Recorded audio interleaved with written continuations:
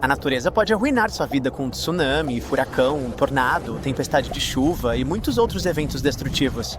Mas você sabia que ela também tem outras formas ainda mais estranhas de destruir? Vamos dar uma olhada nos fenômenos naturais mais incomuns. Que tal a chuva laveja? Não é que gotas laranjas estejam caindo em você, não. O céu inteiro e a atmosfera ficam um laranja escuro. Nuvens alaranjadas despejam gotas sujas de cor laranja em você. Não se preocupe, elas não são venenosas, mas proteja seus olhos. Não deixe as gotas entrarem, porque elas contêm partículas de areia. Se você quiser ver esse fenômeno incomum, vá para as Ilhas Canárias. Todo ano, o céu lá fica laranja e despeja gotas de água laranja avermelhadas misturadas com areia no chão. Esse fenômeno acontece por causa do Saara. No deserto, ventos fortes levantam milhões de toneladas de poeira e areia para o ar. Toda essa bagunça penetra na atmosfera e deixa o céu laranja. Depois, as partículas do Saara voam em direção às Ilhas Canárias e caem sobre as pessoas em forma de chuva forte. Os moradores dessa região enfrentam problemas respiratórios e má visibilidade nessas condições alaranjadas. Os aeroportos param de funcionar. Todos os voos são cancelados. E em condições favoráveis, uma tempestade que carrega partículas de areia pode alcançar tanto o Mediterrâneo quanto o norte da Europa. Portanto, se de repente você viu uma chuva vermelha, não se assuste. Isso não é o apocalipse. Atenção! Esse tipo de chuva intensa pode causar ansiedade nas pessoas. Durante esse fenômeno, você não verá gotas d'água. Vão cair aranhas do céu.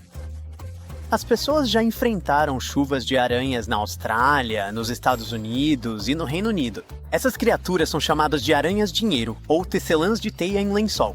Durante ventos fortes, elas sobem o mais alto possível até o topo de plantas, arbustos e cercas. Depois, elas soltam uma teia em forma de paraquedas e o vento as leva para o céu. Elas voam alto no ar, encontrando pássaros, ventos frios e condições climáticas adversas. Nem todas conseguem sobreviver a essa jornada. Então, quando o tempo acalma, esse pequeno grupo pousa no chão. Ninguém sabe ao certo por que as aranhas se comportam assim. Segundo uma das teorias, elas vão para longe de lugares onde pode começar uma enchente.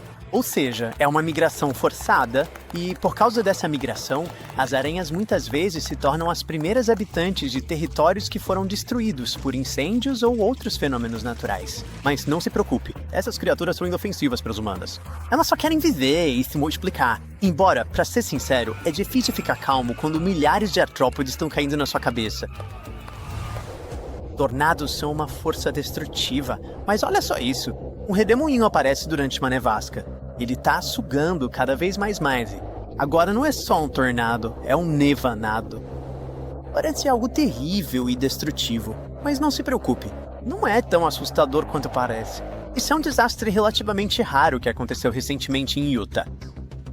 O tornado de neve cruzou o caminho de um homem e seu cachorro. Parecia impressionante e perigoso. Felizmente, ninguém se machucou. Esse fenômeno ocorre quando um vórtice de ar levanta a neve do chão. Se você vê um vórtice parecido perto de você, não entre em pânico. Normalmente, esses fenômenos são inofensivos e não têm força suficiente para destruir coisas. Esse fenômeno natural é muito mais perigoso do que o nevanado. Imagina só uma montanha de blocos de gelo se movendo pelas estradas, varrendo tudo que encontra pela frente. Parece um tsunami, mas em vez de água, são pedras de gelo. O tsunami de gelo pode destruir casas, carros e árvores. Ele pode se mover sobre grama, asfalto e areia.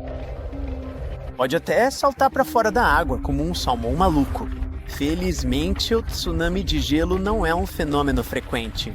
Ele ocorre quando 3 condições são atendidas: uma costa plana, gelo solto e vento forte. Ondas e vento arremessam pedaços quebrados de gelo para a margem. Essas placas de gelo se acumulam formando uma enorme parede, e então, durante ventos fortes, esse monstro de gelo começa a se mover. Portanto, se você vir uma grande pilha de gelo perto da água, afaste-se desse lugar o máximo possível. E voltamos novamente ao tornado. Você já conhece os tornados de neve? Provavelmente você já viu imagens de tornados no deserto, quando o vento levanta a areia no ar, em documentários. Tornados passam sobre a superfície do oceano e podem criar um funil dentro da água. Mas existe um fenômeno que é ainda mais legal e impressionante. É o tornado de fogo. Com certeza, poucos de vocês já ouviram falar disso. É um fenômeno muito perigoso, mas algumas pessoas já se arriscaram a chegar perto do tornado de fogo para estudá-lo. Aliás, os bombeiros frequentemente se deparam com esse fenômeno devastador. Um tornado de fogo se forma durante incêndios florestais e às vezes pode aparecer dentro de um prédio em chamas. Se você vir uma grande chama e sentir um vento forte, tome cuidado. Um funil de fogo pode se formar. Mas como isso acontece? Vamos primeiro olhar para a origem de um tornado comum. Então, estamos em algum lugar seco, no meio de um dia quente. O sol aquece o ar que está próximo ao solo. Suas camadas inferiores absorvem mais energia do que as superiores. O aumento da temperatura faz com que esse ar fique menos denso e mais leve. Então, ele se eleva para o céu em forma de longas colunas. Essa elevação tem um movimento em espiral. A água na sua banheira se move de forma parecida quando escoa pelo ralo. Então, muitos desses redemoinhos de ar são bem fracos e você nem consegue vê-los. Mas alguns deles encontram correntes de ar fortes. Isso acelera o movimento deles, adiciona energia e aumenta a área. Cada vez mais ar entra nesse vórtice, tornando-o mais forte. Quando poeira e areia entram nesses redemoinhos, você vê um tornado. O tornado de fogo segue o mesmo padrão, com apenas uma diferença. O ar abaixo é aquecido não pelo sol, mas pelo fogo. O fogo aquece o ar, que sobe, gira e puxa o fogo para dentro. Alguns desses redemoinhos podem chegar até 120 metros de altura e 15 metros de largura. É como uma torre de Pisa fina feita de fogo, só que 2 vezes mais alta. Esse é um fenômeno realmente devastador e assustador. O chão tá tremendo. Bandos de pássaros estão voando para longe. Você pode ouvir um estrondo alto e grave. O vulcão cospe uma nuvem gigante de cinzas. A lava está escorrendo da boca da montanha de fogo. Rios de fogo descem correndo em sua direção. Você não tem para onde fugir. O fogo está chegando cada vez mais perto e... Pera um minuto. Essa lava não tá quente. Ela tá fria? Como isso é possível, afinal de contas? Você pode observar fluxos de lava fria perto de muitos vulcões. Na Indonésia, por exemplo, esse fenômeno destruiu recentemente vilarejos inteiros.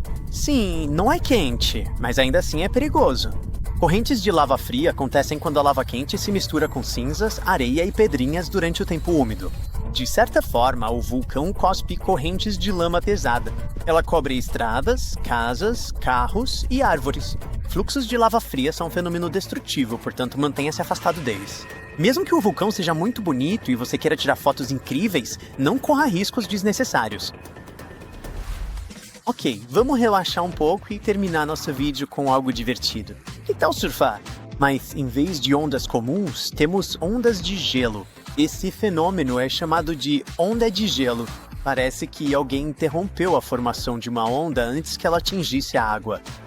É um fenômeno raro, mas você pode encontrá-lo no Monte Washington. O topo da montanha fica envolto em neblina durante a maior parte do ano. As baixas temperaturas, a umidade e os ventos formam a geada. Depois, ventos fortes empurram essa geada de lado e assim uma forma ondulada se forma. E quando há uma onda, você pode esquiar ou praticar snowboard dentro dela, como se fosse uma prancha de surf. Mas tome cuidado, lá dentro faz bastante frio, então vista roupas quentes.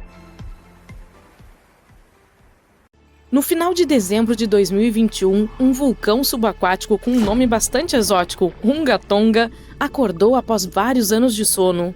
Ele acordou com tanta energia e força que sua erupção foi ouvida a mais de 180 quilômetros de distância. Em seguida, voltou a dormir, mas algumas semanas depois acordou novamente, com uma força 7 vezes maior do que a primeira vez. A erupção dividiu a ilha em 2 partes. A tempestade de raios que começou por causa da erupção foi a mais intensa da história registrada. As ondas sonoras da erupção percorreram o planeta várias vezes. Alguém até ouviu um forte estrondo no Alasca a 10.000 quilômetros de distância. Isso deu início ao primeiro mega tsunami conhecido desde a antiguidade.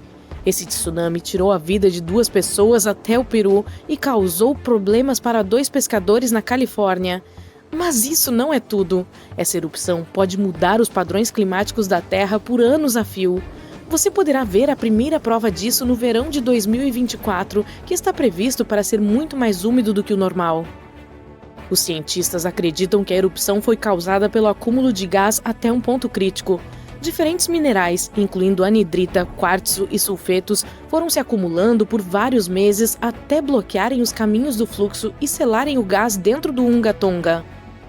Normalmente, quando um vulcão entra em erupção, a fumaça causa um efeito de resfriamento temporário na superfície terrestre. Mas a erupção do Unga Tonga foi diferente. Ela não produziu muita fumaça, mas liberou uma quantidade enorme de vapor de água, aproximadamente igual a 60 mil piscinas olímpicas. O calor intenso da erupção transformou grandes quantidades de água do mar em vapor, que depois foi lançado na atmosfera. Todo esse vapor de água foi parar na estratosfera, uma camada da atmosfera que é muito seca para formar nuvens ou chuva. Os cientistas não têm nenhuma observação de erupções vulcânicas como a do Unga Tonga para prever seus efeitos em nossos padrões climáticos. Eles também não sabem dizer exatamente quanto tempo esses efeitos podem durar. Isso ocorre porque a única maneira de medir o vapor de água estratosférico é por meio de satélites, que só existem desde 1979, e não houve nenhuma erupção semelhante à do Unga Tonga nesse período. Especialistas de diferentes países começaram a analisar dados de satélite logo após a erupção do Unga Tonga. Eles queriam descobrir quanto tempo o vapor de água permaneceria na estratosfera, para onde iria e, o mais importante, o que isso significaria para o planeta. O primeiro grande resultado da erupção, pelo menos parcialmente, foi um enorme buraco na estratosfera que permaneceu por vários meses ao longo de 2023. Quando ele apareceu, o vapor de água já havia atingido a estratosfera polar sobre a Antártica. Nos anos seguintes, não haveria mais vapor de água suficiente para aumentar esse buraco. Parece que o Unga Tonga terá apenas um efeito mínimo sobre as temperaturas médias globais, mas há alguns impactos regionais surpreendentes e duradouros. Um dos modelos científicos prevê invernos mais frios e úmidos para o norte da Austrália até cerca de 2029. Na América do Norte, estão previstos invernos mais quentes, e a Escandinávia pode ter invernos ainda mais frios. No entanto, esse é apenas um estudo e uma abordagem para entender como a erupção do Unga Tonga pode mudar nosso clima. Temos pelo menos um exemplo histórico de uma erupção vulcânica que mudou o mundo. Há mais de 2 séculos, em 1815, o Monte Tambora entrou em erupção e causou o ano sem verão. No ano seguinte, o inverno foi excepcionalmente frio e úmido na Europa e na América do Norte. Um estudo recente confirma que o ano de 1816 não teria sido tão frio sem a erupção vulcânica. Os efeitos imediatos da erupção foram catastróficos, com tsunamis destruindo casas, ceifando 10 mil vidas e mais 80 mil pessoas que adoeceram após a erupção. A erupção do Monte Tambora foi uma das mais fortes dos últimos 1000 anos. Ela ejetou uma enorme quantidade de dióxido de enxofre na estratosfera, que rapidamente se espalhou pelo mundo. O resultado foi o ano mais frio dos últimos 250 anos, pelo menos. Em maio, a geada destruiu a maior parte das plantações em Nova York, Massachusetts, New Hampshire e Vermont. Em junho, uma forte neve cobriu o solo em Albany, Nova York e Dennisville, Maine. E Nova Jersey teve 5 noites seguidas de geada. O frio continuou no final do verão, que deveria ter sido a época da colheita. Em julho, os lagos e rios ainda estavam congelados no extremo sul, até o noroeste da Pensilvânia, e a geada permaneceu na Virgínia até o final de agosto. As temperaturas caíam de máximas de verão acima do normal para quase congelantes em apenas algumas horas. O clima era totalmente imprevisível. Os preços dos alimentos dispararam. O custo da aveia para os cavalos, que eram o principal meio de transporte, também subiu muito. Algumas pessoas acreditam que essa situação inspirou Carl Dries a inventar a bicicleta em 1817 como um método de transporte alternativo. O Tambora mudou completamente os padrões climáticos não apenas por 1, mas por 3 anos. O planeta inteiro ficou mais frio e, como as colheitas fracassaram, provavelmente pelo menos 1 milhão de pessoas morreram de fome. Os cientistas não têm evidências sólidas de erupções vulcânicas que tenham tirado mais vidas do que a do Tambora.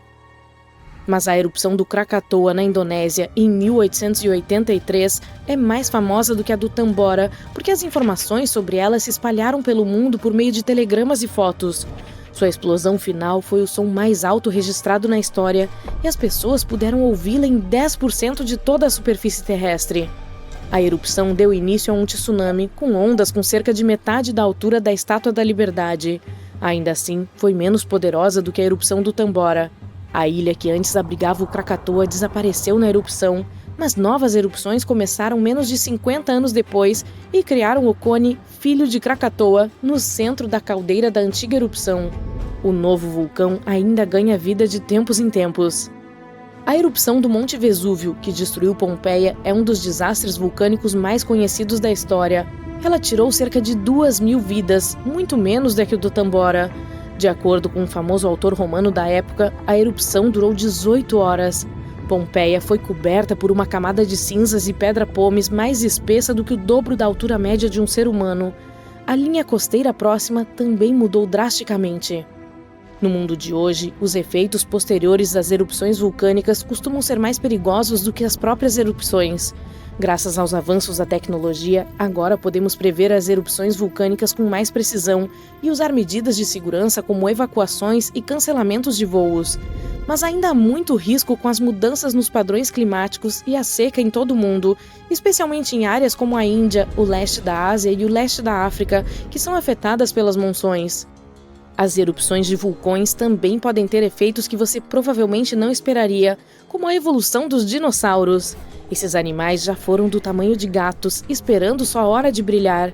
Isso aconteceu há cerca de 230 milhões de anos. Esse período é conhecido como episódio pluvial do Carniano. Antes disso, Pangeia era um supercontinente seco e árido, mas em seguida ocorreram 4 grandes eventos vulcânicos que bombearam enormes quantidades de dióxido de carbono para a atmosfera. As temperaturas e a umidade globais aumentaram em decorrência disso. Essas erupções maciças provavelmente ocorreram devido à erupção da grande província ígnea de Wrangélia, no que hoje é a Colômbia Britânica e o Alasca. Essa atividade vulcânica prolongada criou as condições certas para que os dinossauros florescessem e se diversificassem e também para o surgimento de outros grupos, como as coníferas modernas, samambaias, crocodilos, tartarugas, insetos e os primeiros mamíferos. Com temperaturas mais altas e mais chuvas, as plantas terrestres evoluíram e as que gostam de umidade se tornaram dominantes. Sem essas mudanças no mundo, poderíamos ter tido uma história natural completamente diferente. Há algumas provas sólidas de que a atividade vulcânica realmente mudou os padrões climáticos naquela época. Os cientistas descobriram camadas no núcleo da Terra que mostram diferentes tipos de carbono, o que nos mostra que houve 4 liberações maciças de dióxido de carbono na atmosfera. Os dados sobre mercúrio e carbono juntos mostram que o aumento nos níveis de mercúrio ocorreu graças a um grande evento vulcânico que afetou o ciclo global do carbono e não apenas erupções locais. Embora alguns eventos astronômicos sejam bastante comuns, há aqueles que ocorrem apenas uma vez por ano ou uma vez a cada 100 anos. Vamos dar uma olhada nos eventos mais legais e mais raros que poderemos ver com nossos próprios olhos. O primeiro evento celestial incrível da nossa lista é a chuva de meteoros Perseidas, que ocorrerá de 17 de julho a 24 de agosto de 2024. Esse evento será um dos mais vibrantes do ano. Em seu pico, entre os dias 12 e 13 de agosto, você poderá ver até 100 meteoros por hora, se estiver em um local escuro, é claro. Essa chuva de meteoros é causada por detritos do cometa Swift-Tuttle. À medida que os meteoros atravessam a atmosfera da Terra, geralmente deixam para trás longas ondas de luz e cor. O momento perfeito para assistir a esse espetáculo cósmico é antes do amanhecer. No dia 2 de outubro de 2024, poderemos assistir a um eclipse solar do tipo Anel de Fogo. Seu nome científico é eclipse anular e ocorre quando a Lua está um pouco mais distante do nosso planeta. Nesse caso, quando os discos da Lua e do Sol se alinham, a sombra lunar não bloqueia completamente a luz do Sol. Como resultado, é possível ver um anel de luz solar ao redor da Lua. Desta vez, o Anel de Fogo será visível no sul do Chile e no sul da Argentina. Portanto, reserve seus voos com antecedência. Outro evento interessante que ocorrerá no mês de outubro deste ano, entre os dias 6 e 10, é a chuva de meteoros draconídeos. Durante esse evento é mais provável que os meteoros voem durante a noite do que no início da manhã. Normalmente, essa é uma chuva lenta, produzindo apenas alguns meteoros por hora. Por outro lado, os astrônomos falam de uma Draco rara e ardente, que é conhecida por enviar centenas de meteoros pelo céu em uma única hora. Será que vamos ter sorte esse ano? O tempo dirá. A partir do dia 12 de outubro e durante a semana seguinte, você terá a chance de ver um cometa passando pelo nosso planeta. Embora esse grande cometa de nome quase impronunciável, Tsuchinshan Atlas, esteja a cerca de 70 milhões de quilômetros de distância da Terra em seu ponto mais próximo, ele poderá ser observado a olho nu. Os cometas têm a reputação de serem bastante imprevisíveis. Acredita-se que a maioria desses corpos espaciais empoeirados e gelados tenha se originado nos arredores do Sistema Solar há milhões de anos. E lá, eles passaram a maior parte do tempo no escuro, inertes e despercebidos, como eu no ensino médio. Agora, alguns deles se aproximam do Sol, e muitos especialistas já preveem um fantástico espetáculo celestial em outubro. Se você perder as chuvas de meteoros sobre as quais falamos, poderá remediar. As chuvas de meteoros orionídeas acontecerão de 26 de setembro a 22 de novembro de 2024. Às vezes, esse evento pode produzir de 40 a 70 meteoros por hora, mas recentemente o número máximo foi menor, de 20 a 30 meteoros visíveis. E o evento final deste ano será a chuva de meteoros geminídeas, de 4 a 17 de dezembro de 2024. E, deixe-me dizer, esse evento será de tirar o fôlego. Os astrônomos afirmam que essa chuva de meteoros é uma das melhores do ano por causa dos meteoros brilhantes e visíveis. Cerca de 120 estrelas cadentes provavelmente cruzarão o céu por hora. É interessante notar que, enquanto a maioria das chuvas de meteoros vem de cometas compostos de poeira e gelo, as geminídeas se originam de um asteroide rochoso, o 3200 Phaethon. Os cientistas ainda não sabem como classificar esse asteroide, pois ele tem uma cauda e fica mais brilhante à medida que se aproxima do Sol, exatamente como um cometa. Por outro lado, recentemente os astrônomos descobriram que a cauda do asteroide não é feita de poeira, mas de gás de sódio. Agora vamos viajar ainda mais para o futuro. Em 2029, testemunharemos o eclipse lunar mais escuro do século. Um eclipse lunar ocorre quando nosso satélite natural se esconde completamente na sombra da Terra. Às vezes, quando isso acontece, a Lua pode parecer vermelha brilhante. Normalmente, quanto mais próxima a Lua estiver do centro da sombra do nosso planeta, mais escuro será o eclipse. E de acordo com especialistas, o eclipse de 26 de junho de 2029 será extremamente escuro. Ele durará cerca de 1 hora e 42 minutos e será mais visível na América do Sul, portanto, não se esqueça de reservar suas passagens. Uma superlua, que também é a segunda lua cheia a ocorrer em um mês, é conhecida como superlua azul. Essas superluas não seguem um cronograma regular e ocorrem a cada 10 anos aproximadamente. De acordo com a NASA, as próximas superluas azuis ocorrerão em janeiro e março de 2037. 3 anos depois, em 2040, testemunharemos o desfile dos planetas, quando 5 planetas do Sistema Solar, Mercúrio, Vênus, Marte, Júpiter e Saturno, se alinharão. É claro que não será uma linha perfeitamente reta, mas ainda assim será uma visão impressionante. Alguns planetas, como Vênus e Júpiter, podem ser observados com clareza mesmo em grandes cidades e a olho nu, mas durante o desfile dos planetas, você poderá ver mais. Portanto, talvez seja a hora de estocar telescópios. A superlua mais brilhante do século XXI ocorrerá em 2052. O fato é que a órbita do nosso satélite natural não é perfeitamente redonda. A Lua segue um caminho elíptico enquanto viaja ao redor da Terra. É por isso que há 2 pontos, o mais próximo da Terra, chamado de perigeu, e o mais distante, conhecido como apogeu. No dia 6 de dezembro de 2052, veremos uma superlua impressionante. Nosso satélite estará a cerca de 356 mil quilômetros de distância do nosso planeta, o que é um pouco mais próximo do que o normal. Em 2060, é provável que vejamos um cometa chamado 15P Finlay. Ele será um dos cometas mais próximos a chegar perto do nosso planeta nos últimos 100 anos.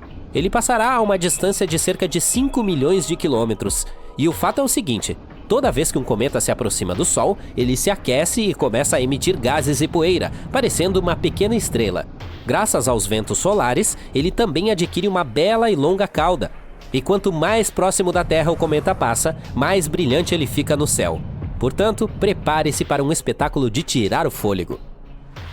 Em 2084, algo conhecido como Eclipse da Terra ocorrerá, tornando-se um dos eventos mais emocionantes do século XXI.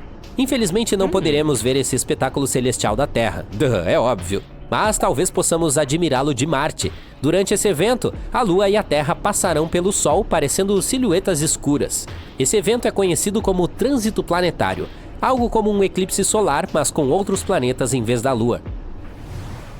Em 2100, para aqueles de nós que ainda estiverem aqui, a estrela polar estará mais próxima do Polo Celeste Norte. Os marinheiros têm usado essa famosa estrela há séculos para descobrir onde fica o norte. Mas o mais engraçado disso tudo é que essa estrela não está perfeitamente alinhada com o norte. O motivo é que a Terra não tem um eixo fixo. Ela gira no espaço como um peão gigante em um processo chamado precessão orbital. É por isso que a estrela polar não permanece no mesmo lugar no céu. Ela se move lentamente, mas de forma constante. Mas no dia 24 de março de 2100, a estrela polar finalmente aparecerá sobre o norte verdadeiro do nosso planeta. E depois disso ela começará a se afastar novamente, para retornar 26 mil anos depois. Portanto, como você pode ver, será um evento realmente raro. Além disso, será como um presente de despedida da estrela polar. Como o eixo da Terra está em constante movimento, em cerca de 2.000 anos, a estrela polar será substituída por outra, Gamma Cepheus. Portanto, a aproximação em 2100 será a mais próxima do nosso planeta em um período muito, muito longo. Espero que você tenha tomado nota sobre os eventos astronômicos mais interessantes dos próximos 100 anos. O mais legal é que, para testemunhar a maioria deles, você nem precisa comprar um telescópio, pois serão visíveis a olho nu. Olha aquilo! Você está voando pelo espaço, desviando de estrelas e buracos negros. Sua velocidade é tão grande que você pode ir de uma galáxia para outra em apenas alguns minutos. Parece fictício demais? Bom, tudo isso pode se tornar realidade, pois a NASA já testou a tecnologia que pode nos permitir mais rápido do que a velocidade da luz. Vamos dar uma olhada na frota espacial atual. Para voar para o espaço, usamos foguetes convencionais, transportando toneladas de combustível e oxigênio. Essas duas substâncias se misturam e inflamam. O fogo explode dos foguetes. Os gases de escape se movem para baixo e os foguetes se movem para cima, como se estivessem sendo empurrados. É assim que funciona a propulsão a jato. Dessa forma, podemos fazer o foguete se mover a quase 8 km por segundo. Nessa velocidade, você pode atravessar os Estados Unidos de costa a costa em apenas 8 minutos e meio. Mas ao falar de espaço, isso é muito lento. Uma viagem a um planeta vizinho, como Marte, leva cerca de 7 meses. E uma viagem à borda do nosso sistema solar levaria cerca de 35 anos. Foi quanto tempo a sonda espacial Voyager, lançada em 1977, precisou para chegar lá. Mas queremos viajar entre estrelas e galáxias. E a estrela mais próxima, Próxima Centauri, fica a 4,2 anos-luz de distância de nossa casa. Levaria cerca de 73 mil anos para chegar lá. Isso é mais tempo do que a existência da civilização humana inteligente. E se você quisesse viajar por toda a Via Láctea, que tem 100 mil anos-luz de largura, levaria cerca de 1,7 trilhão de anos. Em comparação, todo o universo tem 14 bilhões de anos. As pessoas viajam muito devagar, mas, mesmo na velocidade da luz, ainda levaria 4,2 anos para viajar para a estrela mais próxima, e você precisaria de 2,5 milhões de anos para chegar à galáxia vizinha, Andrômeda. Mas não podemos acelerar assim. Isso porque as leis da física dizem que um objeto com massa não pode viajar à velocidade da luz. Um fóton de luz tem um peso infinitamente pequeno, mas se você quiser acelerar até mesmo um pequeno grão de areia a essa velocidade, precisará de uma quantidade infinita de energia, talvez até mais do que existe em todo o universo. Mas os cientistas podem ter encontrado uma maneira de contornar as leis da física. Para criar impulso, é preciso se afastar de algo. Navios precisam de água, aviões empurram o ar, foguetes usam o combustível que queimam. Mas essa coisa, o N-Drive, funciona de uma maneira diferente. Um magnetron poderoso, como o do seu micro-ondas, envia ondas para este cone. É um ressonador. Faz com que as ondas internas saltem de uma das paredes e atinjam as outras. Como resultado, temos uma força fraca na extremidade estreita do cone e uma força forte na extremidade larga. E, se analisarmos essa força poderosa, veremos que ela é direcionada para a extremidade larga do cone. Portanto, o impulso será na direção oposta. Agora, vamos tornar esse modelo muito, muito maior e colocar o N-Drive em uma nave espacial. A extremidade estreita do cone está voltada para cima, a extremidade larga para baixo. O magnetron começa a funcionar. O ressonador cria impulso e o foguete decola. Não faz barulho e não emite gases nocivos. Esse mecanismo pode acelerar o foguete muito mais rápido do que fazemos com toneladas de combustível. Em teoria, poderíamos até atingir a velocidade da luz. Parece ótimo, mas na realidade não é. Embora o inventor desse dispositivo tenha tentado provar que o Endrive funciona, nenhum experimento independente em todo o mundo mostrou resultados positivos. A NASA patrocinou a construção de tal máquina em laboratório, mas ela não criou nenhum impulso durante a pesquisa. Outra opção que nos permitiria viajar muito mais rápido do que a velocidade da luz é a propulsão de Alcubierre. Um cientista mexicano descobriu uma maneira de usar a teoria geral da relatividade sem violar as leis da física. Digamos que temos uma nave espacial em um cobertor espaço-temporal, e ela precisa fazer uma viagem para o outro lado do cobertor. Em vez de apenas se mover do ponto A para o ponto B a centenas ou milhares de anos-luz de distância, a nave começa a puxar o cobertor em direção a si mesma. À medida que a nave espacial dobra o cobertor, o ponto B se move em direção a ela. Agora, a nave precisa viajar uma distância muito menor até o ponto B. Ela faz uma viagem rápida e depois endireita o cobertor tempo-espaço de volta ao normal. Voilá! Portanto, essa nave espacial não precisa de motores potentes que queimem toneladas de combustível e oxigênio. Ela se moveria em uma espécie de bolha, mas a parte mais difícil é criar essa bolha. Para fazer isso, precisaríamos de uma quantidade de energia aproximadamente igual à energia de massa de Júpiter. Isso é mais do que podemos produzir na Terra. E ainda assim, os cientistas estão planejando testar essa tecnologia em uma pequena sonda espacial do tamanho da Voyager. Mas esse experimento pode levar décadas ou até séculos. Agora, os cientistas estão tentando atingir pelo menos 20% da velocidade da luz usando um laser. E eles estão planejando chegar à Próxima Centauri em cerca de 30 anos. É provável que aconteça assim. Uma nave-mãe será lançada da Terra. Ela carregará milhares de sondas espaciais do tamanho de uma unha. Depois de atingir a órbita, a nave-mãe lançará as sondas no espaço. Cada sonda então levantará uma vela, um pedaço fino e reflexivo de material do tamanho de um estacionamento. Então, será focado um poderoso feixe de laser da Terra diretamente nas velas das sondas. Isso lhes dará uma aceleração 1000 vezes mais forte do que a aceleração da queda livre na Terra. Uma a uma, as sondas serão lançadas e irão para o seu destino. Nem precisaremos manter esse feixe de laser o tempo todo. Se você desligar os motores de um navio comum na água, ele começará a perder velocidade devido ao atrito com a água. Mas o espaço é um vácuo quase perfeito. Não há literalmente nada lá. Portanto, não há atrito. Tudo que teremos que fazer é acelerar as sondas até alcançar a velocidade necessária. A 20% da velocidade da luz, essas sondas podem chegar ao Sol em apenas 40 minutos. Mas em vez disso, elas irão para a estrela Próxima Centauri. Após cerca de 30 anos de viagem, outros 4 anos se passarão antes de recebermos um sinal das ondas. Existem vários exoplanetas nesse sistema, e alguns cientistas esperam encontrar pelo menos vestígios de vida lá. Mas essa tecnologia de vela pode ser usada no espaço mesmo sem um laser poderoso. Podemos usar o Sol. Se criarmos uma vela do tamanho de um campo de futebol e a desdobrarmos no espaço, ela começará a captar os raios do Sol. E como a superfície da vela é reflexiva, os raios rebaterão nela. Isso criará impulso e impulsionará a nave espacial. Uma desvantagem dessa tecnologia é que só podemos usá-las dentro do sistema solar.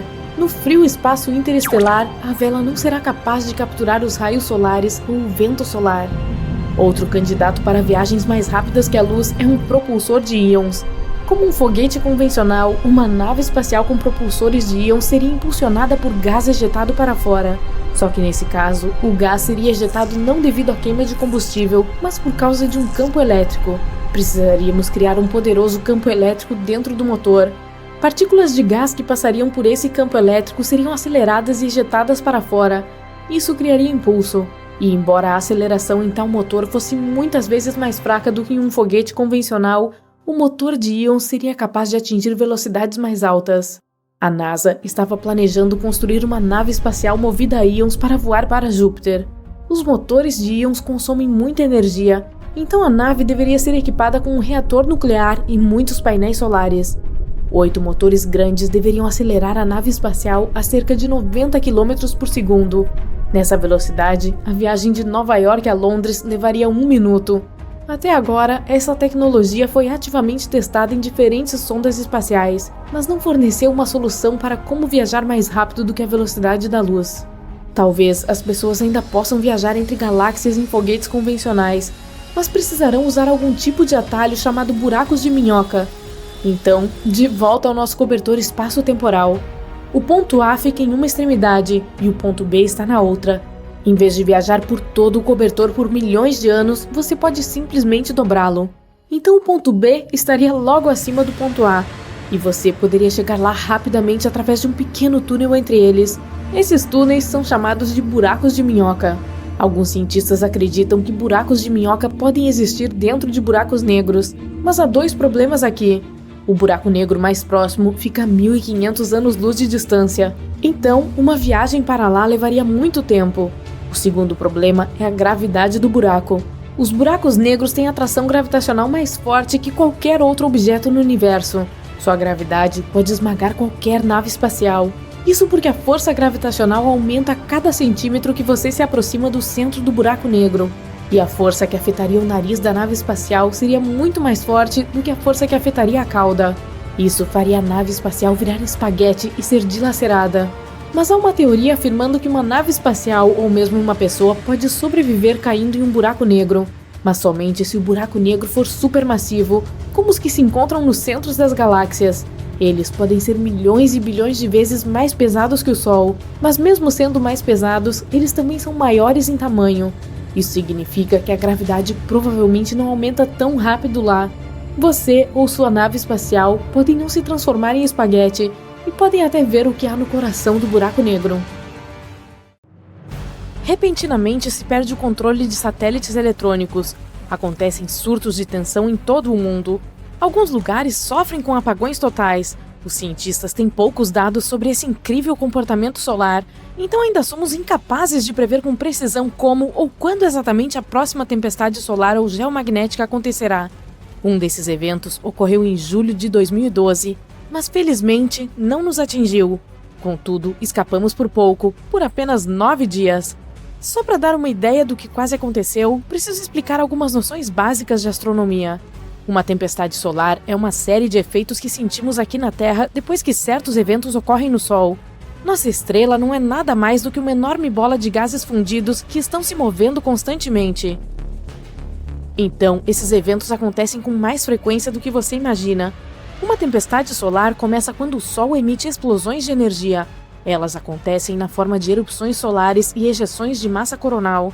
Esses dois fenômenos enviam cargas elétricas e ondas de campos magnéticos em direção à Terra a uma velocidade surpreendente, de cerca de 4.800.000 km por hora. Quando essas tempestades solares chegam ao nosso planeta, podemos ver auroras boreais em locais próximos ao Círculo Polar Ártico. Mas elas também podem afetar o funcionamento de satélites ou outros tipos de comunicações eletrônicas. Algumas dessas tempestades solares podem ser perigosas, e em 2012 chegamos perto de experimentar uma muito forte que poderia ter resultado em uma catástrofe. Foi a mais poderosa em mais de 150 anos, com base em pesquisas feitas por astrônomos. Mas como escapamos dela? Nós tivemos algo a ver com isso ou foi apenas uma mera coincidência? O que sabemos é que uma dessas ejeções de massa coronal atingiu a órbita terrestre no final de julho de 2012. O nosso planeta seguia sua trajetória programada em torno do Sol e já havia deixado para trás esse local específico. Então, você pode estar se perguntando, e se tivesse nos atingido? Acontece que essas intensas tempestades solares são perigosas para todos os tipos de objetos tecnológicos. Considerando que agora estamos literalmente cercados por objetos elétricos, de telefones a carros, tente imaginar o que aconteceria se todos parassem de funcionar repentinamente. E é assim que elas funcionam. As tempestades solares começam com uma explosão ou uma erupção solar. Em seguida, os raios-x e a radiação ultravioleta viajam até a nossa Terra à velocidade da luz. Efeitos colaterais? Bom, eles podem incluir de apagões de rádio a erros de navegação GPS. Os efeitos podem continuar à medida que minutos, ou às vezes horas, mais tarde, as partículas energéticas chegam à nossa atmosfera. Elas se movem apenas um pouco mais devagar do que a velocidade da luz, mas podem causar choques elétricos nos satélites da Terra e danificar seus componentes. Por fim, cerca de um dia depois, nuvens de plasma magnetizado também chegam até nós. Isso pode causar enormes apagões de energia, mais ou menos paralisando tudo o que há de elétrico. Talvez nem consigamos dar descarga, já que a maioria dos suprimentos de água nas cidades usa bombas elétricas atualmente. No entanto, os efeitos dessas tempestades solares seriam diferentes em todo o mundo. Elas são curiosas por si só, mas por que afetam alguns locais na Terra mais do que outros? Com base em pesquisas recentes, a geologia tem muito a ver com isso, mas eu preciso voltar um pouco para dar uma ideia melhor do todo para você. Aperte o cinto, porque estamos fazendo uma viagem na máquina do tempo, para uma época em que a Lua nem existia, ainda. Há 4,6 bilhões de anos, o nosso sistema solar parecia muito diferente do que é agora, e você não tem ideia do tanto. Centenas de novos planetas começaram a se formar em torno do novo Sol. Planetas como a nossa própria Terra, Vênus ou Marte ainda estavam girando ao redor do cosmos. Na década de 1970, um astrônomo chamado Donald R. Davis desenvolveu uma teoria que dizia que a Lua nasceu quando outro planeta atingiu a Terra recém-formada há cerca de 4,5 bilhões de anos. Ele também indicou que poderia ter sido do tamanho de Marte e mais tarde chamou esse planeta de Theia. É difícil imaginar como esse impacto poderia ter sido, mesmo com o equipamento que temos hoje em dia. Os astrônomos sugeriram a hipótese do impacto gigante tentando resolver esse mistério. Depois de colidir com o nosso planeta, as camadas rochosas externas da Terra e de Theia foram projetadas em um círculo de matéria cósmica. A partir desses detritos, nasceu o que agora conhecemos como a Lua. O núcleo da Terra aparentemente consumiu o núcleo de ferro de Theia, isso é, se tinha núcleo. Nosso planeta também entrou na posição que ocupa hoje. Dessa forma, tornou-se mais suscetível a tempestades geomagnéticas. Naquela época, havia pouca ou nenhuma informação sobre o que poderia ter acontecido com Theia, além de nos dar nosso único satélite natural. Demorou vários anos para uma série de cientistas chegar a uma nova ideia incrível que revolucionou o que sabíamos sobre o nosso planeta. O que sobrou de Theia está escondido sob 2 camadas de rocha do tamanho de um continente enterrado bem fundo no nosso planeta. Essa teoria também é uma das únicas explicações para por que a Lua é tão seca e tem um núcleo pobre em ferro. Mas por que a geologia é tão importante quando se trata de tempestades solares?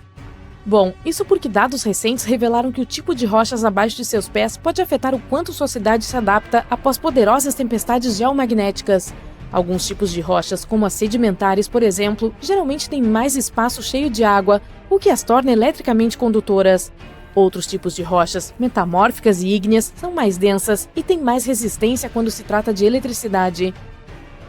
Sempre que uma tempestade dessas acontece, as pessoas que vivem nas terras altas da Nova Inglaterra podem ter um risco maior de sentir seus efeitos.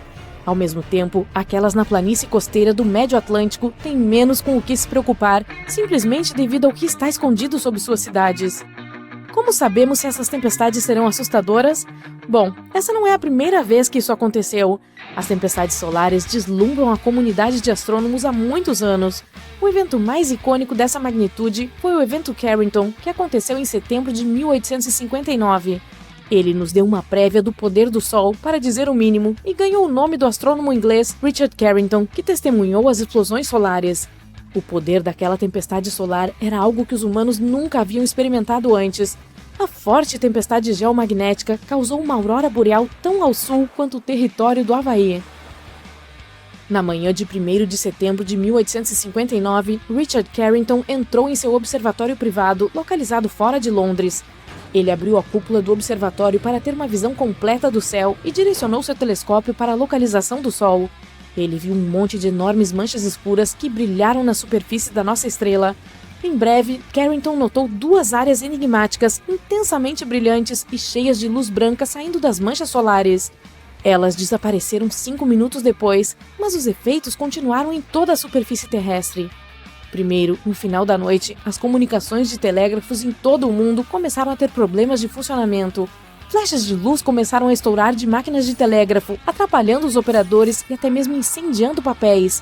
Auroras de cores vivas começaram a aparecer nos céus noturnos de todo o mundo, deixando os pássaros tão confusos que cantarolaram à noite. Algumas pessoas até começaram suas atividades diárias, já que pensaram erroneamente que o dia já havia começado. Hoje em dia, nosso planeta está repleto de uma mega teia de informações, então o impacto de tal tempestade solar seria ainda mais devastador. No século XIX, o sistema de telégrafo estava apenas começando, mas essa internet vitoriana era uma maneira importante de enviar notícias e mensagens privadas. Mesmo nos Estados Unidos, os operadores de telégrafos já haviam notado interrupções locais causadas por tempestades e auroras, mas o evento Carrington e seus efeitos foram algo nunca visto antes. Muitas linhas de telégrafo na América do Norte se tornaram inúteis. Um gerente de telégrafo baseado em Pittsburgh até lembrou que as correntes que fluíam através dos fios eram tão fortes que seus contatos de platina correram perigo de derreter. Outro exemplo foi o de um operador de telégrafo localizado em Washington, D.C., chamado Frederick W. Royce, que se machucou quando sua testa tocou um fio terra.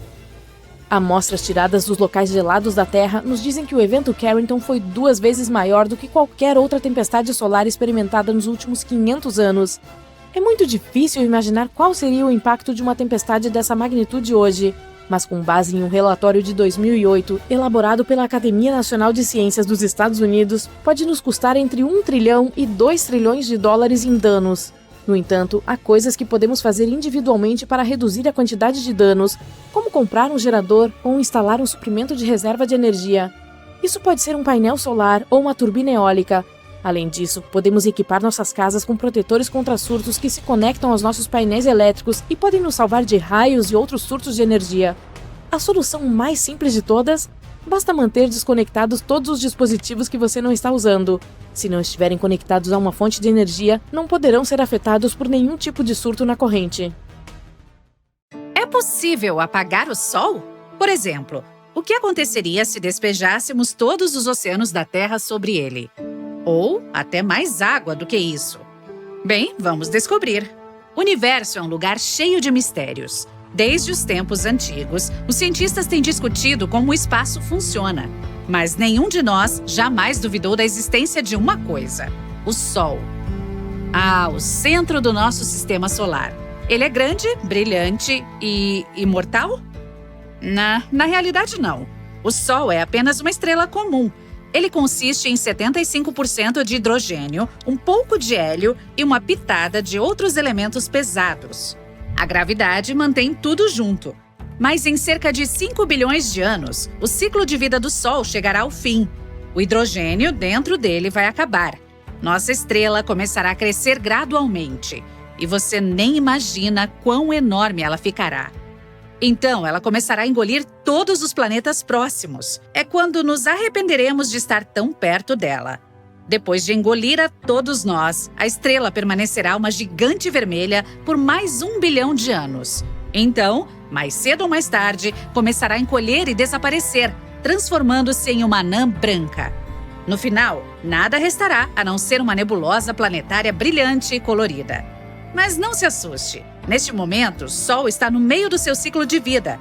Ele nasceu há cerca de 4,5 bilhões de anos. E lhe resta mais ou menos a mesma quantidade de tempo ainda. Felizmente, nascemos no melhor e mais estável período da estrela. Em outras palavras, não há razão para se preocupar. Opa, então vamos encontrar uma. Que tal acelerar o ciclo de vida do Sol com a ajuda da água? Vamos tentar coletar toda a água da Terra e despejá-la no Sol. Primeiro, vamos precisar de um balde. Não, este não. Vamos precisar de um balde muito, muito grande. Aquele que pode conter cerca de 1 bilhão 360 milhões de quilômetros cúbicos de água. Isso será igual em tamanho à distância de Washington até Chicago. Ou, se pudermos encontrar apenas baldes comuns, deve haver cerca de 70 quintilhões deles aqui. É um número com 18 zeros. Ok, imagine que magicamente conseguimos tantos baldes. É hora de apagar o Sol. Molharemos a estrela com toda essa água e... nada? Sério? Olha só para isso. O Sol provavelmente ficou com pena de nós e produziu uma pequena explosão solar. Acontece que toda a água da Terra é, na verdade, apenas uma gotinha perto do Sol.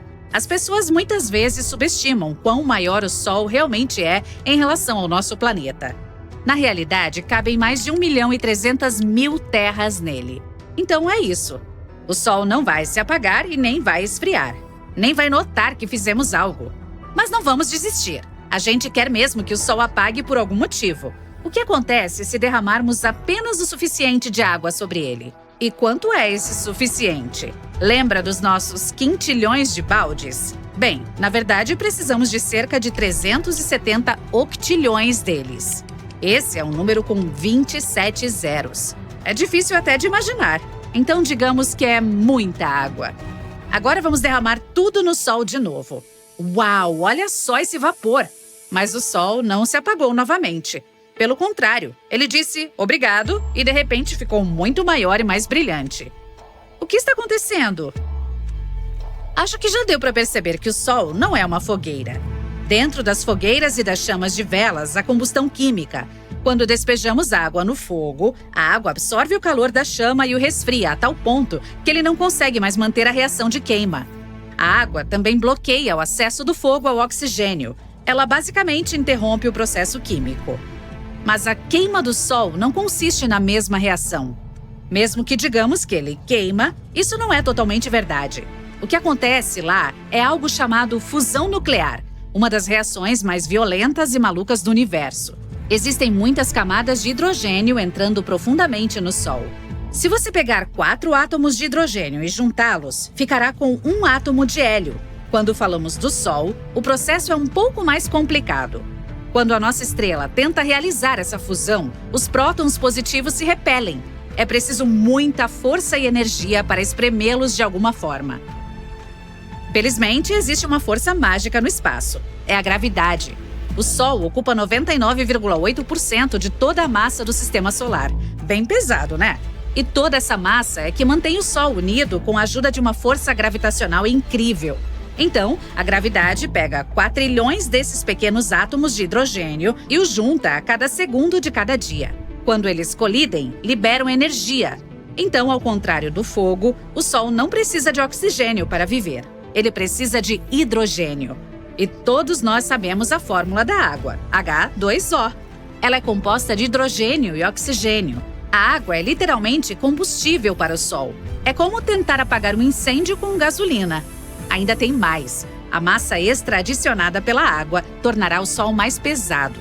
Agora, a gravidade diz: obrigada pela ajuda. Então, ele começa a colidir os prótons uns com os outros ainda mais rápido. E graças a isso, a síntese se acelera. Ótimo! Deixamos o Sol incrivelmente forte e agora ele nos engoliu, a nós e a outros planetas próximos.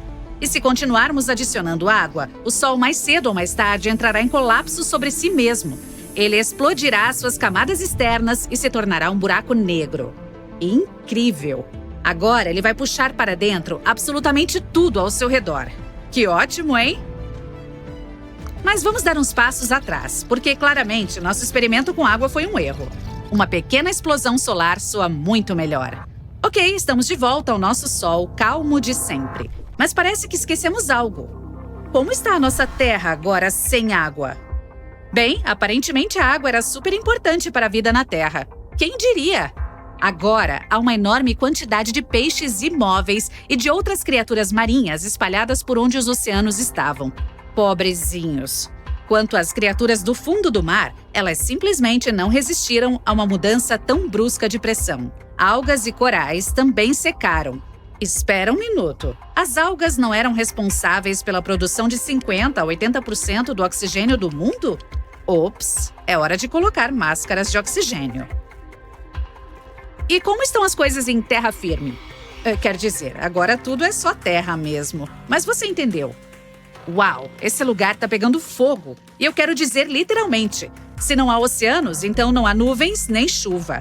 Agora há incêndios florestais por todos os lugares. Os pobres animais têm que escapar e deixar suas casas.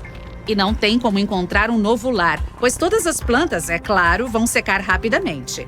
Não haverá nenhum lugar para viver no planeta. A Terra parece um deserto gigante. Mas as pessoas vivem em desertos há milhares de anos, certo? Talvez elas saberão o que fazer. Será? Acho que não. Afinal, as pessoas no deserto também precisam ingerir líquidos. Há caos em todos os lugares e os sobreviventes lutam pelas últimas gotas de água, se houver algum sobrevivente. Na verdade, não importa o quanto eles lutem por recursos, seu destino está fadado. O oceano absorve uma enorme quantidade de gás carbônico e de calor vindos do Sol. Ele também distribui esse calor por todo o planeta, tornando-o agradável. Mas sem oceano, as temperaturas vão saltar rapidamente para 121 graus Celsius ou mais. Mesmo que a gente ignore as altas temperaturas, lá vem outro problema. Agora, não temos nuvens. E elas nos ajudavam também, não deixando passar a radiação solar. Portanto, também estamos sob o impacto direto dos raios solares. Nossa última esperança são os icebergs. Como tudo está terrivelmente quente, eles derreteram. E talvez eles sejam a última esperança para a humanidade. Mas aquela explosão solar legal definitivamente valeu a pena. O bom e velho Sistema Solar é, na verdade, um lugar bem bizarro, com todos os seus fenômenos de outro mundo que nós, humanos, não conseguimos explicar até agora. Há rumores de que um planeta gigantesco e desconhecido está escondido atrás de Netuno, de que vulcões em Plutão vomitam gelo, e de que ainda existe um desfiladeiro gigantesco em Marte, onde cabe todo o território dos Estados Unidos. Bem, vamos falar sobre os fatos mais misteriosos do Sistema Solar e descobrir se eles são verdadeiros. O Sistema Solar tem 4,6 bilhões de anos. É um sistema solar sênior.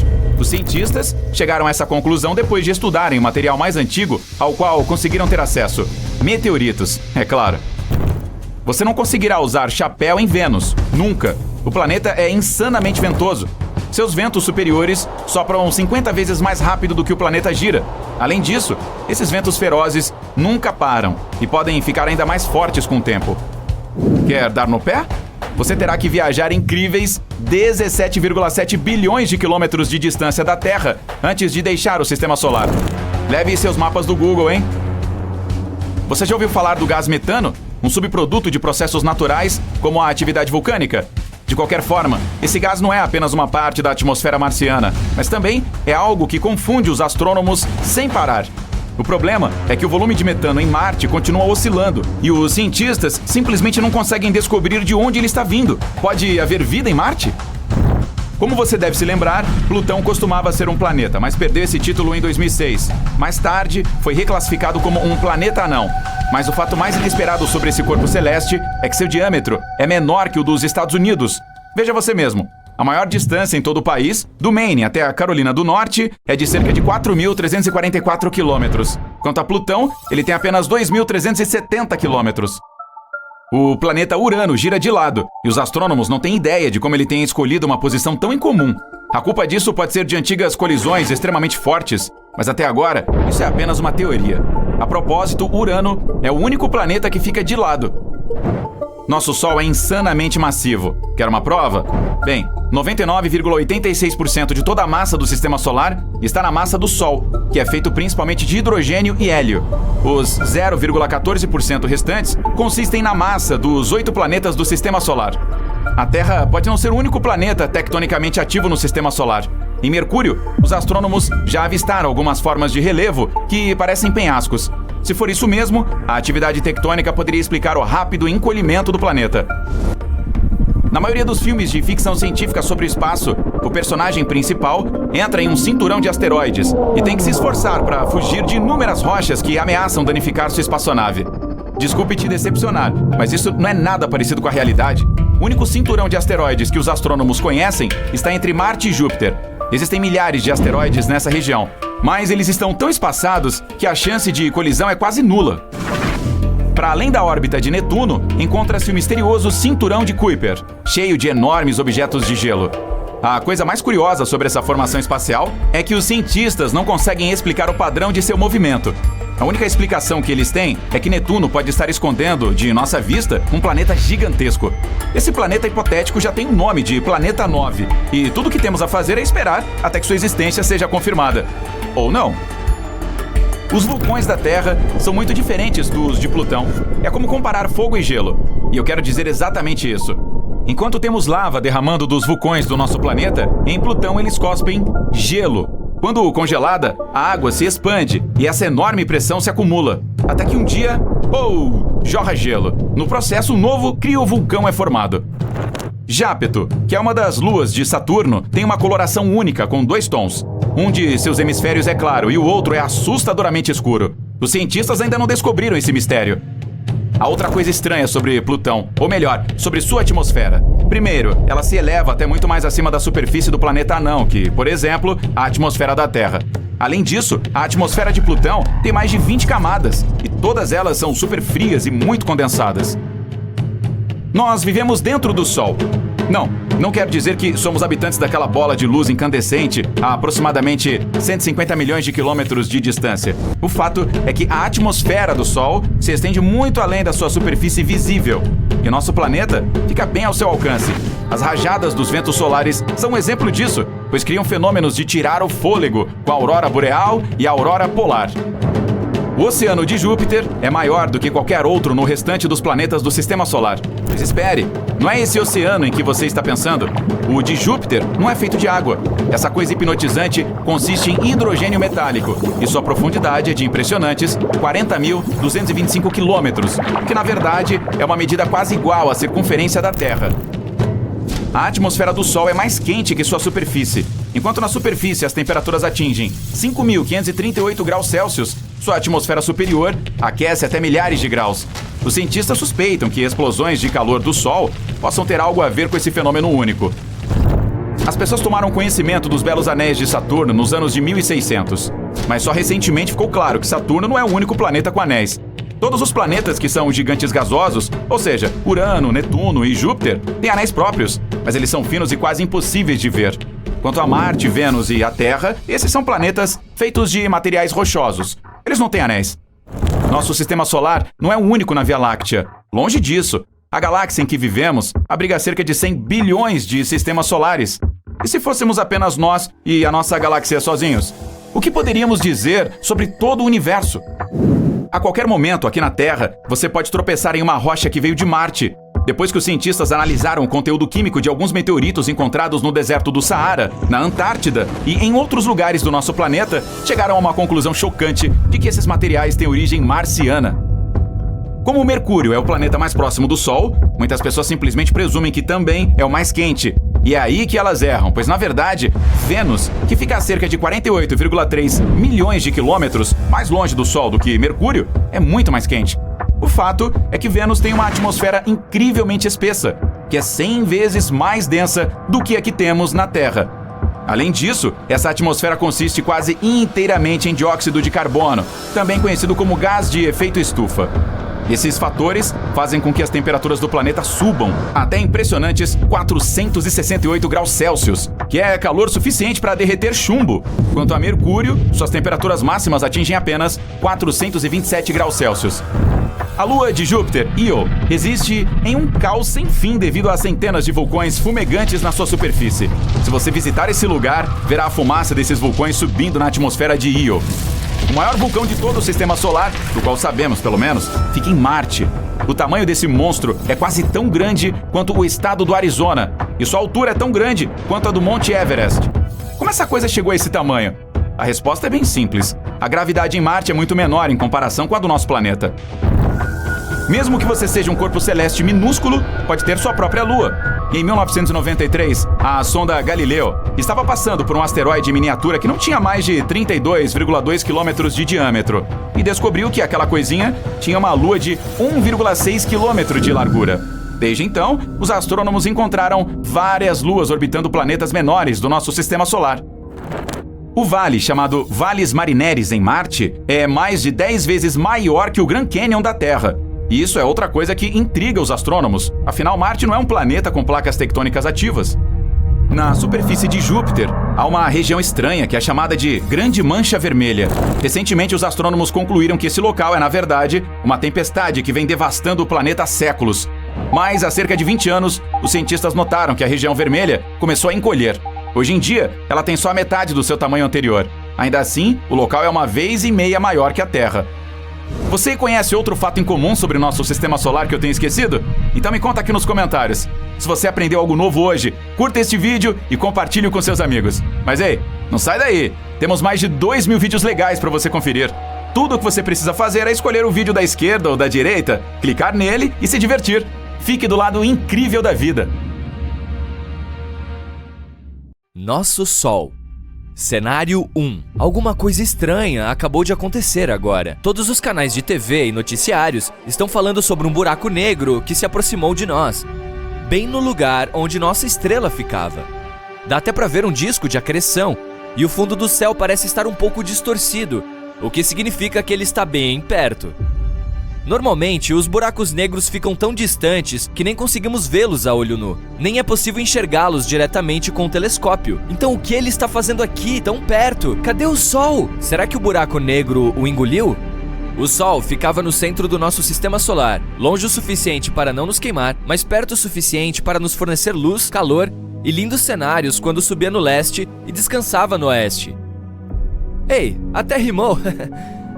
Era ele quem nos dava vida. O maior corpo celeste do nosso sistema solar contém 99,8% de sua massa total. Ele é tão grande que caberiam mais de 1 milhão de planetas Terra dentro dele. Quem sabe nosso Sol se transformou em um buraco negro? Mas ainda é cedo demais para isso acontecer. Quero dizer, é assim que eles se formam. Quando estrelas enormes chegam ao fim de seus ciclos de vida e explodem, o que é chamado de supernova, elas acabam entrando em colapso dentro de si mesmas, se tornando muito pequenas. O tamanho é minúsculo, mas com uma massa gigante. É isso que faz a gravidade dos buracos negros ser tão forte, e até a luz que chega muito perto não consegue escapar. Assim, todas as estrelas do universo estão encolhendo e desaparecerão em algum momento.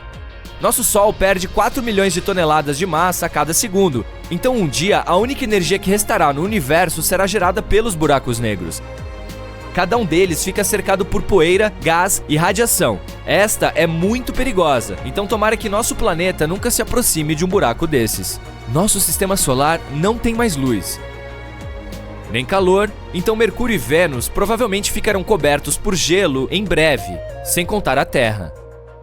Nem preciso dizer que nada sobreviverá nesta nova era do gelo, né? Nossa única salvação pode vir do disco de acreção que gira tão rápido a ponto de gerar calor. Mas confiar apenas nisso é arriscado. Se pelo menos o buraco negro tivesse a mesma massa do Sol, todos os planetas permaneceriam em suas órbitas, inclusive a Terra. Mas se ele tiver uma massa maior, o que é algo que os cientistas estão tentando descobrir agora, aí, tchauzinho sistema solar, foi bom te conhecer. Segundo cenário. Ah, não. O que está acontecendo? Era para ser um dia bonito e ensolarado, só que agora estamos mergulhados na escuridão. Já é noite? Mas o relógio ainda está marcando 2 da tarde e a lua está diferente. Os noticiários na TV dizem que nosso Sol já era e que devido a alguns eventos misteriosos, a lua não está mais orbitando a Terra. Agora ela é o centro do nosso sistema solar. Não temos muito tempo. Como o Sol não desempenha mais esse papel, agora temos 8 minutos e 20 segundos para ficarmos cientes sobre isso. A energia do Sol pode levar milhões de anos para viajar de seu núcleo até a superfície, mas 8 minutos e 20 segundos é exatamente o tempo que a luz solar leva para chegar até a Terra. Ela faz o trajeto de 150 milhões de quilômetros, que é a distância que nos separa do Sol. Não estamos mais na zona habitável. Essa região é a distância de uma estrela, no nosso caso o Sol, na qual a água líquida pode existir na superfície de um planeta. Agora que o Sol se foi, sua luz não vai mais nos alcançar, e nosso planeta aos poucos se tornará uma rocha congelada e sem vida. Sabe-se lá se teremos tempo suficiente para inventar alguma tecnologia que nos forneça a energia solar necessária para sustentar a vida na Terra. Se não, bem, milhões ou bilhões de anos depois, os cientistas de outras civilizações explorariam nosso planeta, tentando encontrar evidências de que já existiu vida aqui. É o mesmo que fazemos com Marte e outros planetas do nosso sistema solar, procurando descobrir se esses lugares sempre foram inabitados ou se há algum sinal de que algum organismo já viveu ali. A outra coisa, também essencial para a nossa existência, que viaja na velocidade da luz, é a gravidade. Sem o Sol, nos próximos 8 minutos, os planetas continuariam circulando ao redor do espaço vazio do nosso sistema solar, até o relógio bater e eles finalmente saírem sem rumo pelo espaço sideral. Nossa Lua não tem uma gravidade suficientemente forte para nos manter no lugar. Ela não consegue brilhar tão forte a ponto de nos fornecer calor ou sustentar a vida. Está tão longe que mal conseguimos vê-la agora. Sem a Lua, que viajava tranquilamente perto do nosso planeta, vemos que as marés estão diminuindo com uma rapidez impressionante.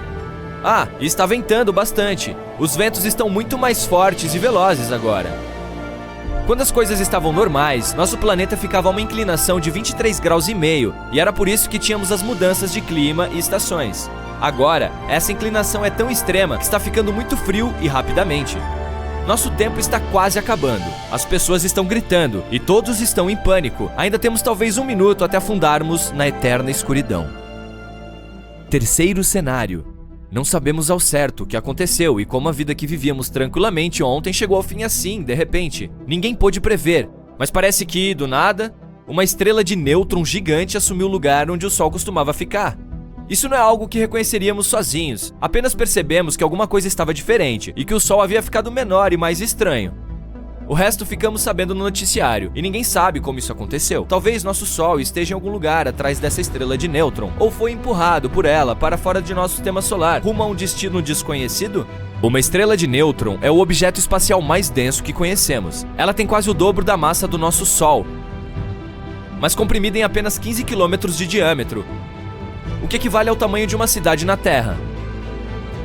E se forma quando uma estrela gigante fica sem combustível, e então entra em colapso, e em uma grande explosão. Sua região central, o núcleo, desmorona. Por isso, cada elétron, que é uma partícula negativamente carregada, e cada próton, a partícula positivamente carregada, batem um no outro, formando um nêutron, que pode ser não carregado ou neutramente carregado. Agora estamos em uma situação complicada, praticamente à espera do fim do mundo.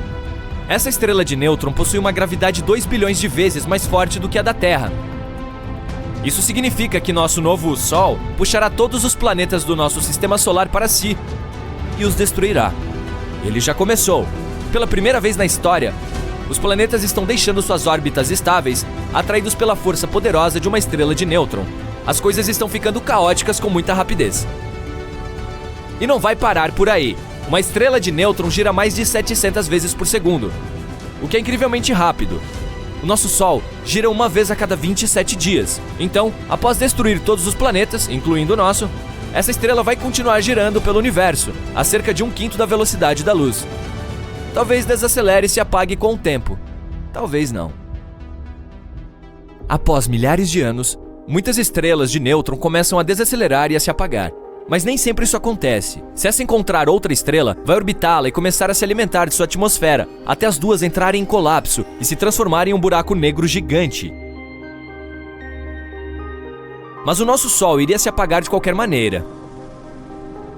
Quando a estrela de nêutron chegou, ele já tinha 4,6 bilhões de anos de idade, que é cerca de metade de seu ciclo de vida.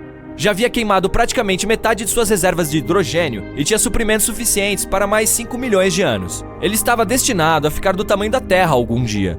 Depois que ficasse sem combustível, simplesmente entraria em colapso e teria retido uma quantidade enorme de massa, mas seu volume seria parecido com o de nosso planeta.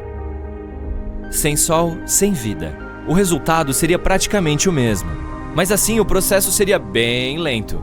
Quem sabe até lá os humanos já teriam conseguido sair desse sistema solar? Só que as estrelas de nêutron abreviariam drasticamente os nossos dias, e tudo seria muito mais caótico.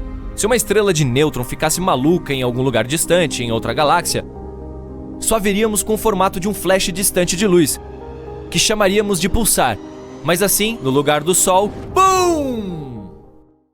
Todo mês de abril, um grupo de cientistas observa o brilho fraco dos asteroides passando pelo nosso planeta. Certa vez, eles perceberam algo estranho brilhando em seus telescópios. A equipe esperava que fosse outro asteroide, mas eles ficaram muito surpresos, porque o que descobriram foi uma rocha espacial incomum, que não consistia nos minerais que normalmente constituem os asteroides. Era composta de silicato, um material encontrado principalmente na Lua. Esse fato fez com que os astrônomos presumissem que poderia ser um pedaço que se desprendeu da Lua. Eles o chamaram de Kamo'olea, uma palavra havaiana que significa fragmento celeste oscilante. A rocha não combinava com nenhum asteroide próximo à Terra com o qual os cientistas já estavam familiarizados. Em vez disso, essa peça refletia a luz em um padrão semelhante ao das rochas lunares que os astronautas trouxeram das missões da NASA. Este fragmento é considerado um quase satélite da Terra, pois é um objeto que está em uma configuração coorbital com a Terra.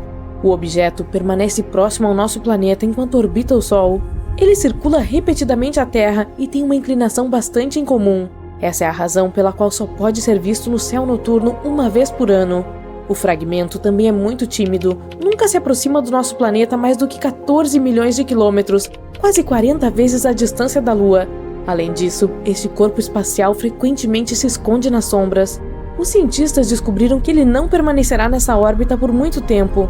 Provavelmente chegou à posição atual há cerca de 500 anos, e sua órbita provavelmente mudará nos próximos 300 anos. Este fragmento pode não estar sozinho no espaço. Existem pelo menos 3 outros objetos semelhantes próximos à Terra. Eles podem ter vindo do mesmo lugar. Os pesquisadores ainda não têm certeza sobre a natureza da rocha, mas podem descobrir mais sobre esse objeto espacial incomum se enviarem uma espaçonave para coletar amostras e trazê-las para a Terra. Isso é algo que a Agência Espacial da China está planejando fazer no final dessa década. A Lua apareceu no meio do caos. Existem várias teorias sobre como isso aconteceu. A primeira afirma que a Lua costumava ser apenas um corpo errante, semelhante a um asteroide, tendo se formado em algum lugar do nosso sistema solar. Uma vez se aproximou muito da Terra e foi capturada pela gravidade do nosso planeta. A segunda teoria diz que nosso planeta estava girando tão rapidamente que alguns materiais se quebraram e ficaram girando em torno da Terra. Um dos maiores pedaços deu origem à Lua. A terceira teoria afirma que a Lua se formou no momento em que nosso planeta também estava se formando. Mas hoje, a teoria mais amplamente aceita é assim. Uma vez, muito tempo atrás, mas não em uma galáxia muito distante, a Terra colidiu com um planeta do tamanho de Marte. Os destroços e nuvens de poeira da colisão se juntaram ao redor do nosso planeta e começaram a circular. Por fim, algo que hoje conhecemos como Lua se formou ali.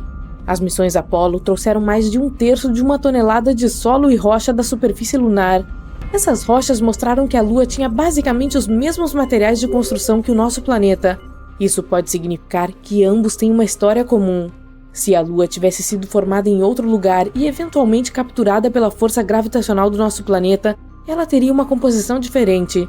Além disso, se tivesse sido criada ao mesmo tempo que o nosso planeta, ou fosse um pedaço que se quebrou da Terra, existiriam os mesmos minerais na Lua e na Terra. Mas os minerais da Lua contêm menos água. Além disso, o satélite natural do nosso planeta é rico em materiais que se formam rapidamente em altas temperaturas. A Lua não é o único corpo espacial no Sistema Solar com um passado misterioso. Hipocampo é a lua de Netuno descoberta em 2013. É a menor lua deste gigante de gelo, com apenas 34 km de diâmetro. Fica muito próxima a Proteu, a maior das luas internas de Netuno.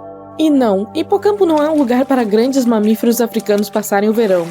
Os cientistas acreditam que Hipocampo provavelmente se formou a partir de destroços após a colisão de Proteu com um cometa. Se Hipocampo tivesse entrado na órbita de Proteu vindo de algum outro lugar do nosso sistema solar, a lua maior a teria engolido ou chutado para longe. Mas nem mesmo a própria Proteu está entre a primeira geração de luas de Netuno. Ela foi formada a partir dos restos do sistema de luas mais antigo do planeta. Essas primeiras luas foram destruídas quando Netuno capturou Tritão, atualmente a maior de suas luas. A principal evidência que prova que a colisão provavelmente aconteceu é o fato de que Tritão circula ao redor de Netuno para trás, ao contrário das outras luas que orbitam o planeta. Netuno capturou Tritão do cinturão de Kuiper. Essa é uma área cheia de objetos gelados e detritos rochosos que se estende além de Urano. Isso significa que Hipocampo é uma lua de terceira geração, tipo um primo segundo, removido 2 vezes ou algo assim. O Sol também teve um passado turbulento. Nossa estrela apareceu há cerca de 4,6 bilhões de anos. É difícil estudar seus primeiros estágios, já que isso aconteceu 50 milhões de anos antes mesmo da formação do nosso planeta. Mas recentemente, uma equipe de pesquisadores descobriu cristais com mais de 4 bilhões e meio de anos. Escondidos nas profundezas dos meteoritos, eles revelaram algumas coisas sobre o passado do nosso Sol. Antes da formação dos planetas, nosso sistema solar consistia na estrela central e um enorme disco de poeira e gás quente em espiral ao seu redor. Conforme a poeira e os gases esfriaram, se transformaram em minerais, incluindo os cristais encontrados nos meteoritos que pousaram no nosso planeta. Esses materiais antigos foram irradiados, ao contrário de algumas substâncias mais jovens. Os pesquisadores acham que algo possa ter acontecido ao Sol depois que esses cristais se formaram. Talvez a atividade da nossa estrela fosse menos intensa na época, ou talvez, por algum motivo, esses materiais mais jovens não pudessem viajar para as áreas onde a irradiação era possível. Os planetas anões nos dão a chance de dar uma espiada nos tempos antigos do Sistema Solar. Cerca de 4 bilhões de anos atrás, as forças gravitacionais de Júpiter, Saturno e Netuno se juntaram. Eles enviaram asteroides e cometas através do Sistema Solar, fazendo-os colidir com diferentes planetas. Todos os planetas anões do cinturão de Kuiper, por exemplo, Plutão, Eris, Almea, Makemake, têm suas próprias luas, que provavelmente se formaram após colisões poderosas. Detritos gelados em órbitas semelhantes às de Almea, por exemplo, podem provar a teoria de uma colisão antiga. Os detritos criados simplesmente não tinham energia suficiente para flutuar para longe da atração gravitacional do planeta anão. Ceres, outro planeta anão, tem argilas ricas em amônia na sua superfície. A amônia não é estável nas temperaturas prevalecentes em Ceres, mas há uma abundância dessa substância no sistema solar externo. Isso significa que Ceres provavelmente se formou nessas partes externas e foi chutado para dentro. Afinal, os gigantes gasosos migraram muito nos primeiros estágios do sistema solar. Ou o planeta anão poderia ter se formado em um cinturão de asteroides, e a amônia, de alguma forma, digamos depois de um poderoso impacto, apareceu no planeta anão. Ceres pode ajudar os cientistas a entender melhor as luas geladas. O fundo do oceano terrestre tem uma alta concentração de minerais carbonáticos, e algumas partes de Ceres também. Isso significa que esse planeta anão é como uma espécie de mundo oceânico fossilizado. Muitos exoplanetas, termo usado para designar planetas fora do Sistema Solar, também passaram por colisões bastante intensas em seus estágios iniciais. Esse sistema de estrela dupla está a mais de 300 anos-luz de distância de nós, e suas estrelas têm pelo menos 1 bilhão de anos.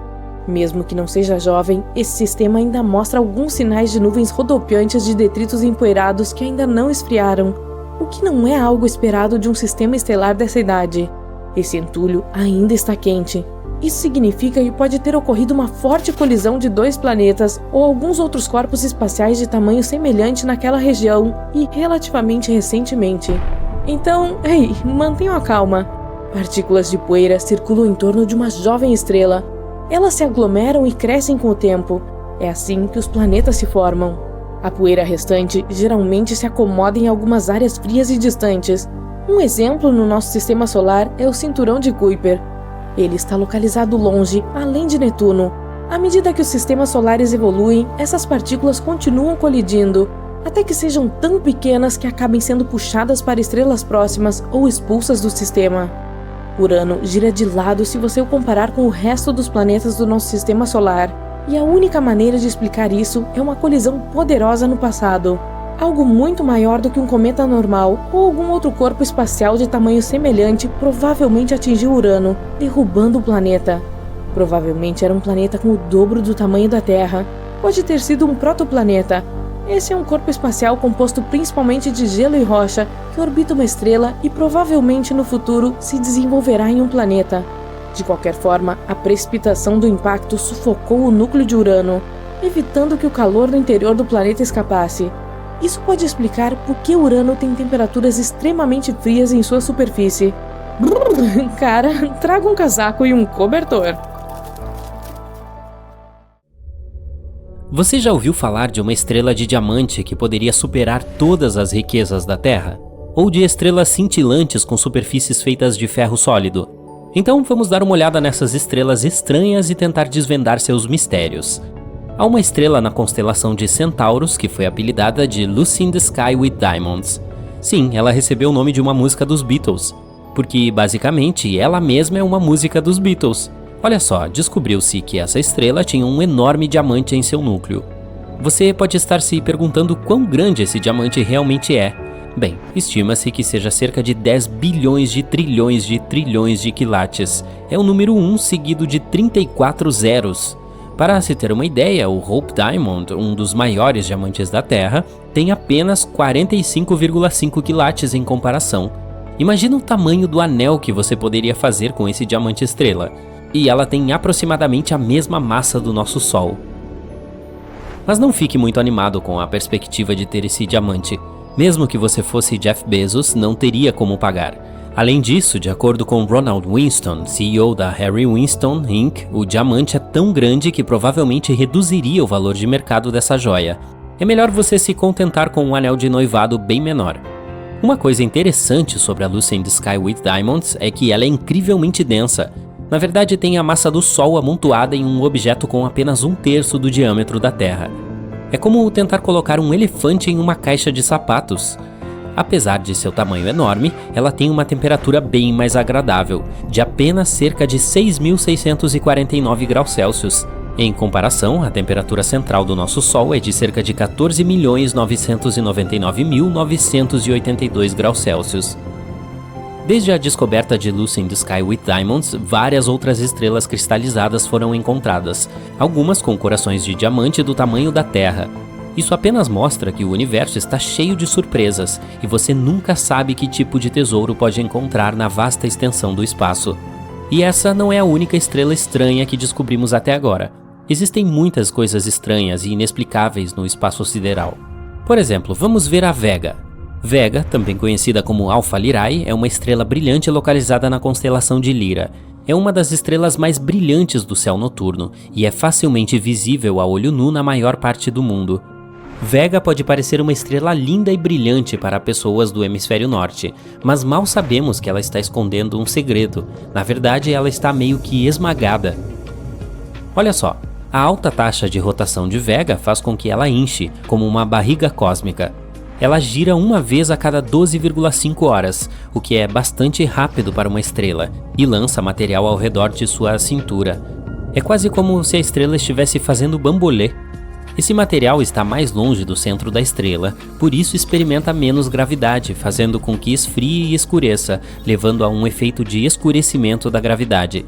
Então, Vega é basicamente o pior pesadelo de um guru fitness cósmico. Apesar disso, para nós, observadores de estrelas, ela ainda parece algo redondo, porque estamos olhando aqui do polo da Terra. No entanto, se víssemos de um ângulo diferente, teríamos uma visão muito diversa, que poderia nos fazer pensar se Vega está escondendo alguns donuts cósmicos. Mas, embora possamos brincar sobre essa cinturinha, não há como negar que Vega ainda é uma das estrelas mais brilhantes e fascinantes de nossa galáxia. Mas aí, se você quer algo brilhante para valer, que tal uma supernova? As supernovas são booms espaciais gigantes que ocorrem quando as estrelas atingem o fim do seu ciclo de vida. É como o grande finale de um show de fogos de artifício, mas em escala cósmica. Elas liberam mais energia em poucos segundos do que o nosso Sol em toda a sua vida. E foi exatamente isso que aconteceu com a próxima estrela do nosso show, esse objeto celeste com um nome esquisito, IPFT-14HLS. Mas há um problema, não estamos falando de uma supernova comum. Embora essa estrela tenha feito sucesso em 2014 e começado a desaparecer como de costume, recentemente ela voltou inesperadamente e brilhou mais uma vez. Que entrada dramática! E se isso não bastasse, ela continuou a desvanecer e iluminar pelo menos 5 vezes no total, o que é um pouco como um ioiô. É como se a estrela simplesmente não conseguisse decidir se queria permanecer brilhante ou desaparecer no abismo. Além disso, quando os cientistas mediram o espectro da supernova, descobriram que ela estava evoluindo 10 vezes mais devagar do que outras estrelas. Talvez seja uma supernova que só quer aproveitar seus anos dourados. Em suma, tudo isso é um verdadeiro mistério. Mas essa não é a única estrela que sofre da síndrome 2 em 1. À primeira vista, MY Camelopardalis parece ser uma estrela bastante comum, mas depois de olhar mais atento, os astrônomos concluíram que na verdade eram 2 estrelas em uma. Essas 2 estrelas estão orbitando uma a outra a mais de 966 mil km por hora. É um sistema estelar binário de contato, o que significa que as estrelas estão tão próximas que compartilham um espaço comum. Em outras palavras, estão tão próximas que estão praticamente se beijando. Esse Romeu e essa Julieta Celeste são uma das estrelas binárias mais massivas conhecidas.